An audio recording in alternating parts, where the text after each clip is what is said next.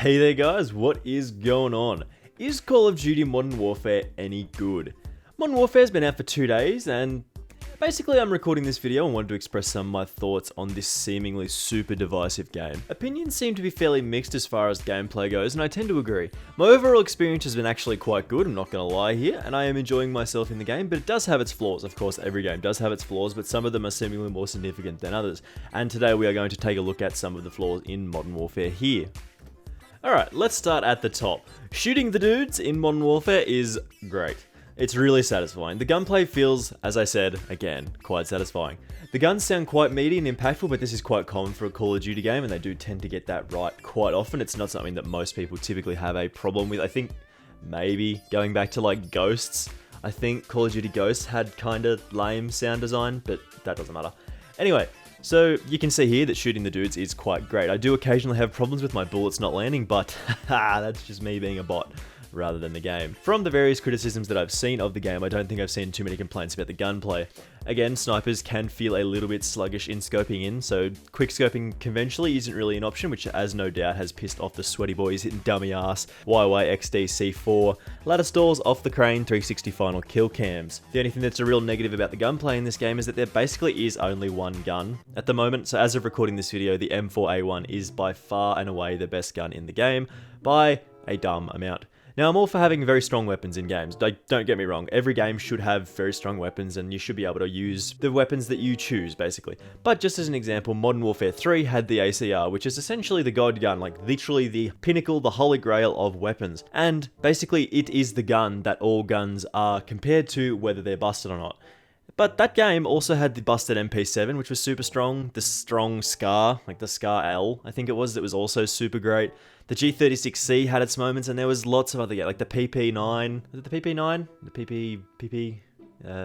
The Bison looking one in that game. They were all super strong. Like that game had very, very strong weapons, but it did have the god gun, but it also had lots of other guns that were usable, so it definitely felt like you had more than just, oh, just pick the M4, lol, just pick the M4, it's good.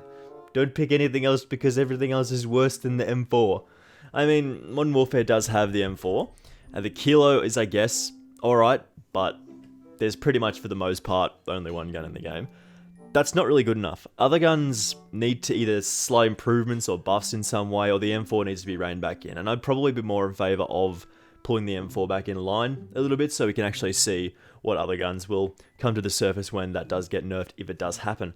But from what I've heard, it was the same in the beta, so we'll see if it actually does get changed in the future, because it certainly does need reining in. Also, I think I'd just throw this in here. If this video does get to, let's say, 2 likes, I'll have another Modern Warfare video out for you guys this week. Let's go! Okay, so sound design is generally good in this game, but it definitely does have its problems. Like, as games do, they do tend to have their problems with sound design. The sounds in the game feel chaotic and generally make you feel like you're in the middle of a battlefield, which you can't complain about that. That's what you want to feel. Like, you want to feel like you're involved in the battle, as though something crazy could happen at any time. You're sort of just more aware when things are like that. Guns, for the most part, as I mentioned already, sound quite good and they sound quite meaty and satisfying. And from what I've used so far, this sort of stands true. But why the fuck can I hear footsteps from across the other side of the planet? Like, the footstep sounds are so loud in this game, like they seriously need turning down by, I would probably say, about half. Sound whoring in games like this is generally fine. It's kind of scummy, but it's sort of the way it is. Some people do have great headphones that they've paid big bucks for, but Jesus, literally everyone can hear everyone on the map all the time, forever.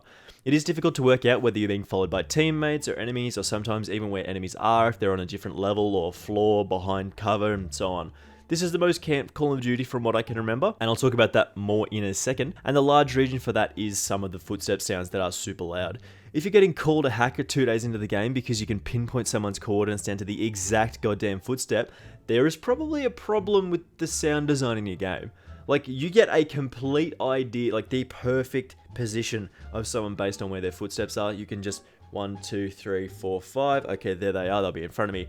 In 4 steps, they get there. You shoot them dead. The footsteps definitely need to be toned down in this game.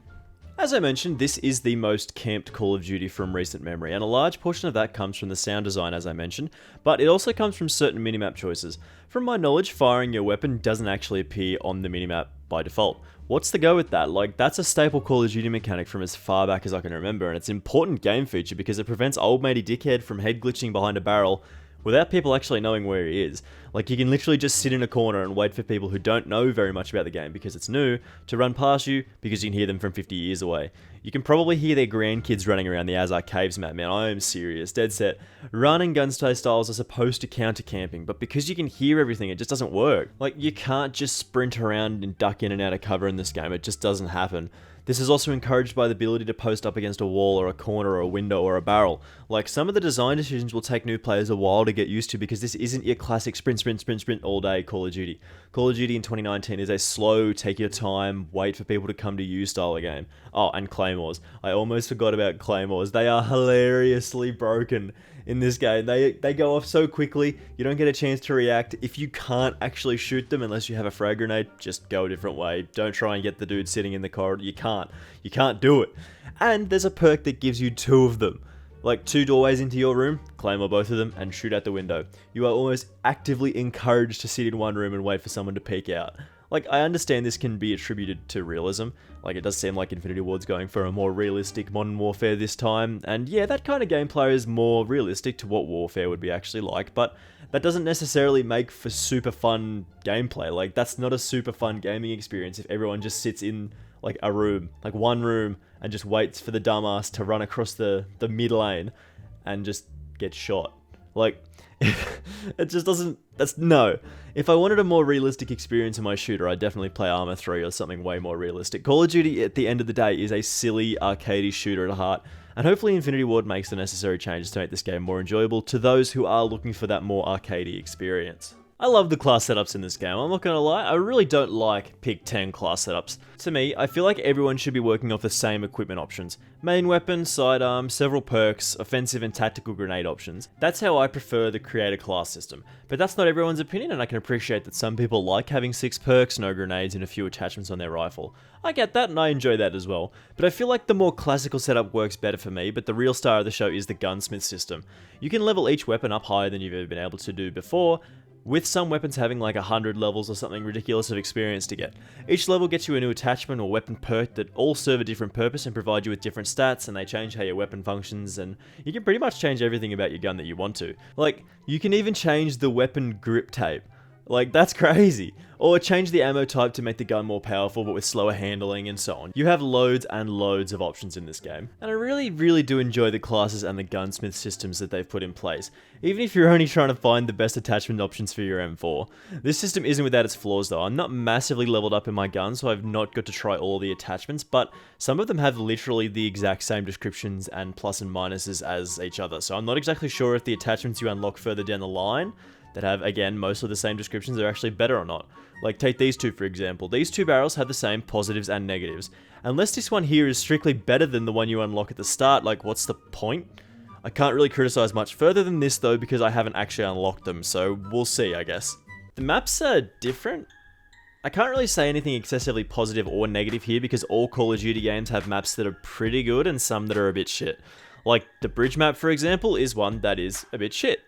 It's not really balanced, and basically if you stand on top of the bridge at the start, you'll probably win.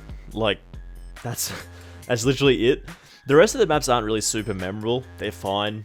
They're different to your standard Call of Duty maps, however, for the most part, the classic 3-lane philosophy isn't present here. I can't really comment too much on this, like, I'm not 100% sure if that's positive or negative. The maps are just different. Like, they're different to how they've been in the past, and again, it takes a little bit of getting used to. It is what it is. Like, I enjoy some of the maps and I dislike some of the maps, and that's how it should be, I guess. Not all the maps can be gems. Like, there's always going to be ones that you don't enjoy and ones that you do. So the maps, as I mentioned already, are kind of forgettable. Like, I don't really know the names of all of them, and I've played it for a bit. So I do, however, really like the Azar Cave map, and it's pretty good and seems to be quite well balanced. But then you get a map like Piccadilly, and I just don't think that map's very good. I just think it's a bit shit. There's too much, like, inside. There's just too many spots to sit. Like, you can just sit in so many different spots that it seems like if you try and cross anywhere, you just sort of get shot. Yeah.